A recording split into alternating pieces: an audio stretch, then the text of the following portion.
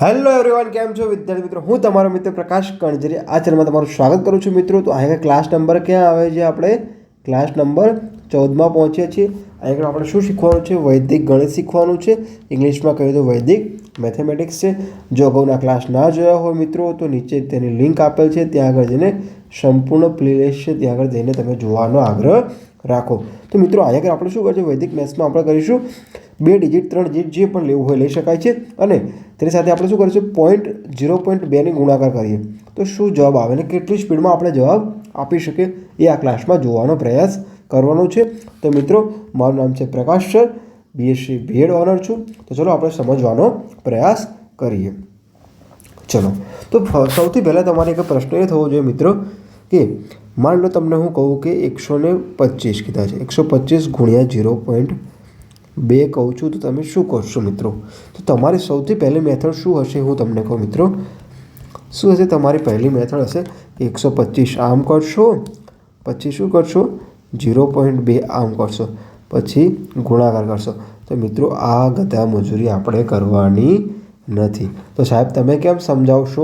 તો બેટા જો, હવે જો 125 કર્યા છે, હા. હવે 0.2નો મતલબ શું થાય મિત્ર? 0.2નો મતલબ થાય 2/10 થાય.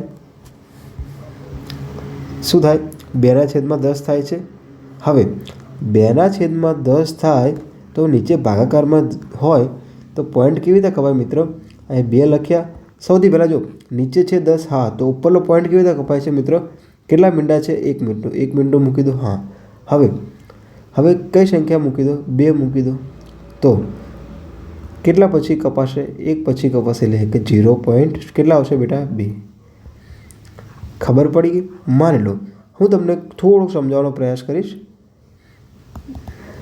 હું તમને લખી દઉં કે 3/10.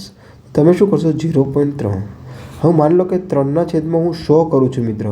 તો 3/100 કરું છું એનો મતલબ શું થાય કે 0.03. પરંતુ આ કેવી રીતે બને છે એ પ્રશ્ન થવો જોઈએ પહેલાં.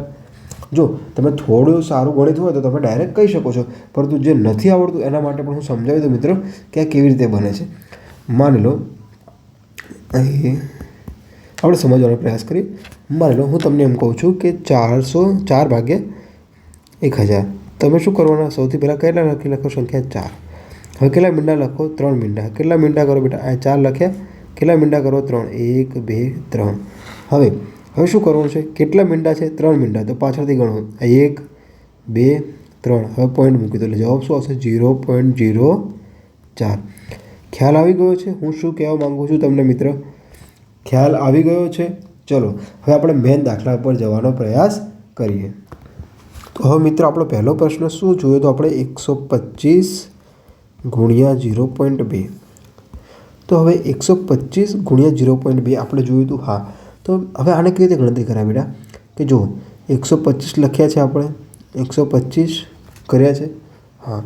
હવે 0.2ને હું લખી શકું? 2/10 લખી શકું, હા. ચલો 2/10 લખી શકું, હા. તો હવે મારે શું કરવાનું છે? 125 એટલે 12.5 કરી શકું હું.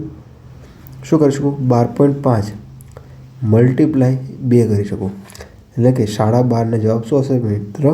25. તો આનો જવાબ શું આવશે? 125 ગુણ્યા 0.2 કરશો, જવાબ શું આવશે?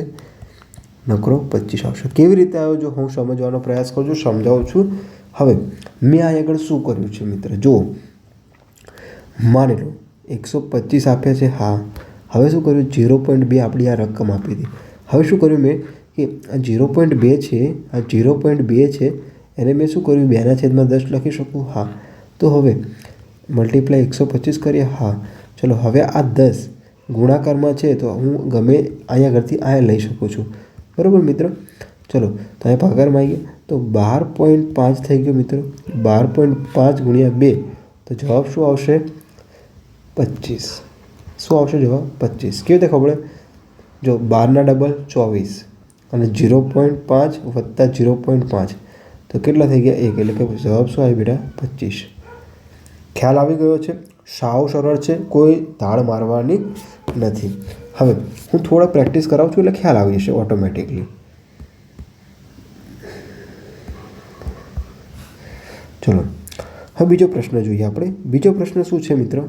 હું કહું છું 138 ગુણ્યા 0.2.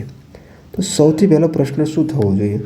સૌથી પહેલો પ્રશ્ન એ થવો જોઈએ કે આ 138 છે, તો 138 એટલે કે હવે ડાયરેક્ટ આર્યો પોઈન્ટ અહીંયા કાપી નાખું, 2 વડે ગુણી નાખું. ચલો, કેમ કર્યું મેં? ડાયરેક્ટ ખબર પડી ગઈ. 138 ગુણ્યા 2/10 હતું. હવે આ 10 હું આ લઈ નાખે એટલે આનો જવાબ શું થઈ ગયો? 13.8 ગુણ્યા 2. તો હવે 13 દુ કેટલા થશે? 26.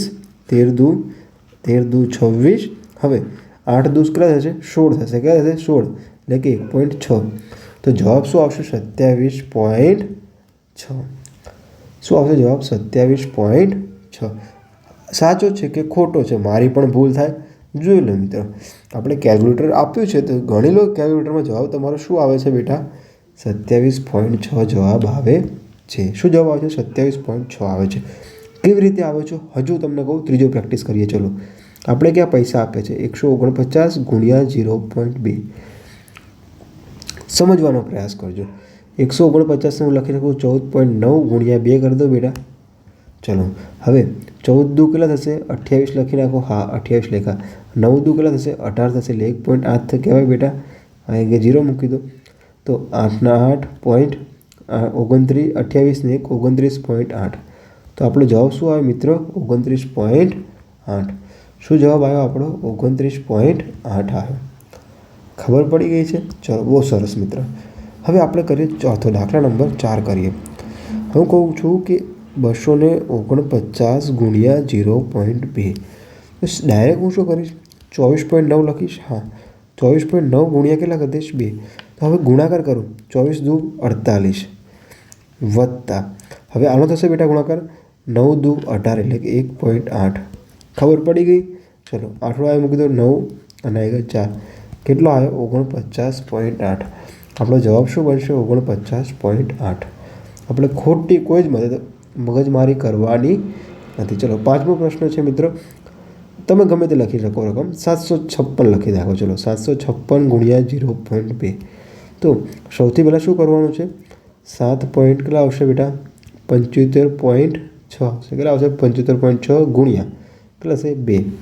હવે જો, બહુ મસ્ત પ્રશ્ન આવ્યો. 75 ગુણ્યા 2. તો 75 ગુણ્યા 2 એટલે શું થાય? 70 દુ 40 એટલે કે 140 અને 5 દુ 10 એટલે કે 150. મેં ડાયરેક્ટ કર્યું છે. હા, ચલો, 150 આવી ગયું. હા, હવે વત્તા, હવે આનો ગુણાકાર થશે 6 દુ 12 એટલે કે 1.2. એટલે જવાબ શું આવશે બેટા? 151.2. 151.2. કેટલો જવાબ આવશે? 151.2. ચલો, છઠ્ઠો પ્રશ્ન કરીએ આપણે, પછી હું તમને પ્રેક્ટિસ કરવા માટે આપી દઈશ. છઠ્ઠો પ્રશ્ન જુઓ. લખો 900 ને, ચલો નાની રકમ લખું, 439 ગુણ્યા 0.2. સૌથી પહેલાં શું કરવાનું છે? 43.9 થાય. હા, ગુણ્યા કેટલા થશે? 2. કારણ કે આ પોઈન્ટ આપણે આની આગળ લઈ લીધો. ચલો, હવે શું કરીશું મિત્ર કે 43 દુ કેટલા થશે? 43 દુ 86 થશે બેટા. 86. 9 દુ 18 એટલે 1.8. તો જવાબ શું આવશે? 87.8. ખબર પડી ગઈ છે? ચલો, ગુણાકાર કરીને જવાબ તમારે જોવો હોય તો જોઈ લેજો મિત્રો. 439 ગુણ્યા 0.2 તો કેટલા આવશે? 87.8. ચલો, હવે 7મો પ્રશ્ન જુઓ મિત્રો. 7મો પ્રશ્ન શું છે? માની લો કે હું તમને કહું રકમ 378 ગુણ્યા 2 0.2. હવે તો હવે હું શું કરીશ? આ પોઈન્ટ અહીં કાપી નાખીશ. 37.8 કરી દઈશ ગુણ્યા કેટલા કરી દઈશ? 2 કરી દઈશ. તો ચલો, 37 દુ કેટલા થશે? 37 દુ 35 દુ 70. 37 દુ કેટલા થશે? 74 થશે. કરી લો મિત્ર. 37 ગુણ્યા 2 કરો તો કેટલા થશે? 74 થશે. હા, અને 1.8 દુ 16 1.6 એટલે કે 75.6. હવે મિત્રો ઘણા બધા લોકોને આગળ ભૂલ થતી હશે. શું થતી હશે? જોજો, શાંતિ સમજવાનો પ્રયાસ કરજો મિત્રો. હવે હું આગળ લખું છું 74, અહીં લખું છું મિત્ર. શું લખું છું? 74 આમ લખું છું બરાબર. 74.0 આમ લખી શકાય. વત્તા 1.6 એટલે કે 0.1 વત્તા 6 પછી આમ કરી શકાય બેટા.